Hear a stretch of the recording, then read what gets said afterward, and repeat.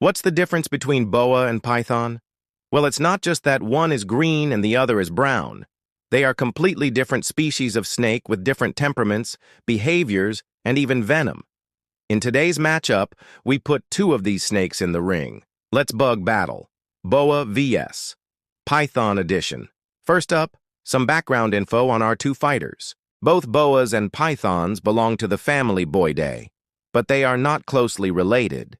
In fact, they are in different genera.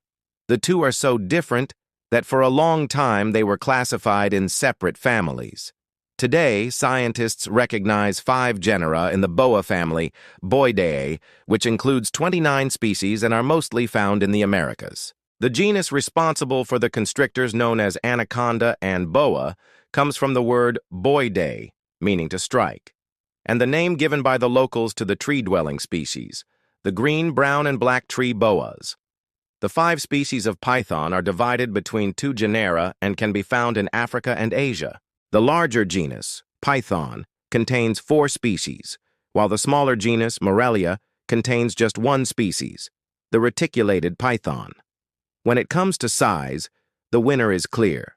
The green anaconda is the undisputed heavyweight champion of snakes, reaching lengths of over 20 feet and weighing more than 500 pounds. No other snake comes close to matching these dimensions. Even the largest reticulated python rarely exceeds 30 feet in length and typically weighs less than 200 pounds. The boa is also smaller than the python, with most individuals measuring between 6 and 13 feet long. While size matters in the snake world, it's not everything. Temperament is also an important factor when it comes to surviving a bug battle. In this case, the boa has the edge. Generally speaking, they are less aggressive than pythons and are known to be more docile when handled. Now, it's important to note that any snake can bite if provoked or stressed, but the boa's temperament makes it less likely to lash out.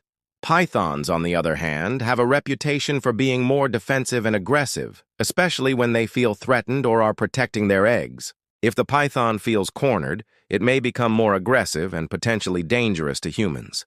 Both boas and pythons are capable of killing other animals, including large mammals like tapirs and capybaras. But when it comes to fighting each other, things can get complicated. When fighting another snake, the boa's strategy is to suffocate its opponent by constriction. By wrapping its body around the other snake, the boa restricts its opponent's movement, cutting off its ability to breathe.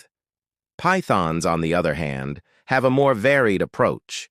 Some pythons, like the reticulated python, are rear-fanged and use their fangs to inject venom into their prey. Others, like the Burmese python, are not venomous and rely solely on constriction to capture their prey. However, they do this in a slightly different way than the boa. Instead of wrapping their entire body around their opponent, pythons coil their tail around the victim's head and neck and squeeze tightly.